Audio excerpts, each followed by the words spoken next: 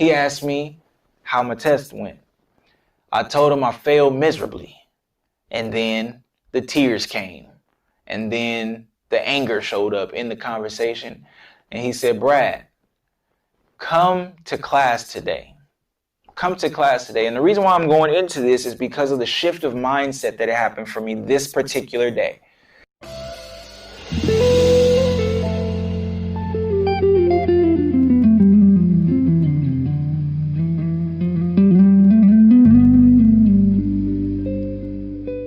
Like I said last episode, if you begin to understand the heart behind another level of barbering, then you'll begin to see the vision for it. And when I got into barber college, this is the first time that I realized that this was a career, if done properly, of servitude. Because you serve people in so many different ways. You serve people with your time. You serve people with your energy. You serve people with your clippers. You serve people with your shears. You serve people with your personality. You serve people with your heart. You serve people in so many different ways because of the needs that they have. And I took that to heart because in high school, I read this book called Rich Dad, Poor Dad by Robert Kiyosaki. Now, all the details of that book, honestly, I don't remember.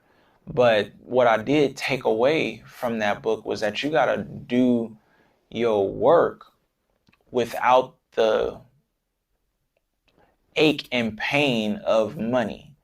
You have to do your job or want to do your job because you enjoy what you do. And when it's like that, the money will come. And when I got into barber college, that book rang true because barbering was something that it fed who I was as a person. There was two things that I needed when it came to having a career or how it was going to feed me. Last episode, I told you all the stuff that I didn't want to do, but there were two things that I needed to be a part of whatever career I was going to choose. One of them was I had to be able to be around different people. Like I had to be able to meet new people and have people in my life because I'm a people person. I love people. And two, I wanted to be able to impact people directly with whatever it was that I was doing.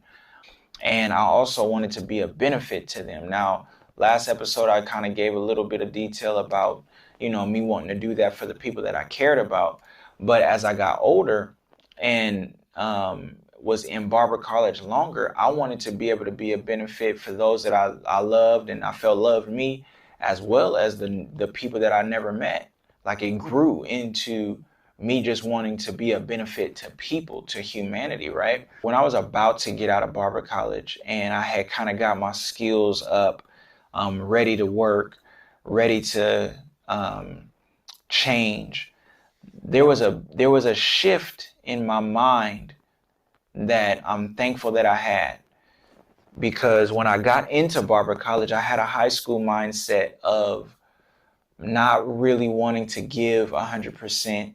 I was a just get by type of person, just do just enough to stay right at mid-level. Like I was a mid-level kind of person because I didn't like failure. I was afraid of failure. I was afraid to give everything because I felt like if it could be in vain, I didn't want to try it. Like if I couldn't give 100% and it succeed at whatever it was, then I didn't want to try it. I hadn't developed a level up mindset. I hadn't developed a CEO mindset yet. But while I was in barber college, I had entered a success development program. At the time, it was called Life Skills 411, and it was run by this company called You Are a CEO.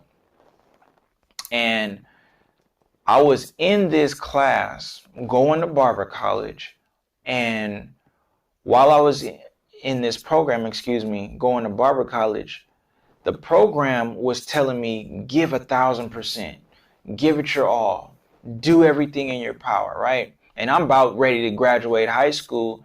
And so I was just like, yeah, I'm about to, did I say graduate high school? I mean, I'm about to go take my license exam, like go get my state board license, to become a barber. And so I remember taking this CEO mindset stuff and literally trying to do it. I was just like, you know what? I'm about to just go all in on this barbering stuff. And I'm about to pass my exam on the first try. And the teachers, the instructors, I seen different students, all of them, a lot of them was saying that you probably won't do it on your first try, but we gonna teach you enough so that you possibly could. They didn't teach me enough so I could do it, but I took advantage of the information they gave me and I applied this CEO mindset to it. And so I was fully prepared.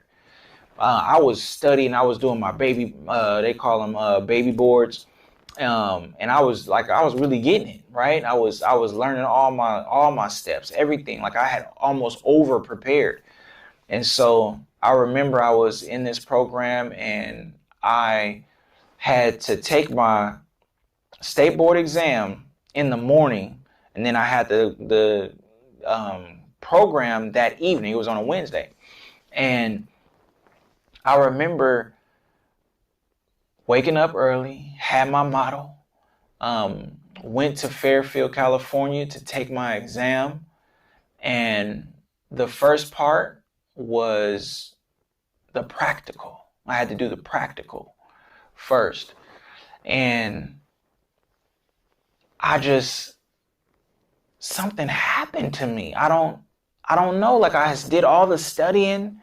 I did everything. And when it came to the state board exam, I remember I was doing my model, going through the haircut, and then I dropped my comb. And it happened in slow motion. Like I was combing and I saw my finger or something like lift, and I saw the comb start falling, and this feeling of you just blew it.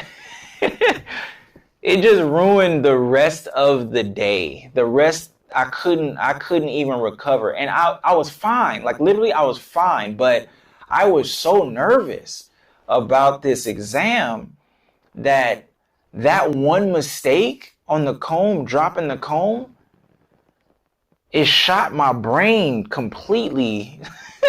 So I picked up the comb, and you suppose when you pick up stuff off the floor, it's state board regulation that you go ahead and you wash your hands if you pick it up.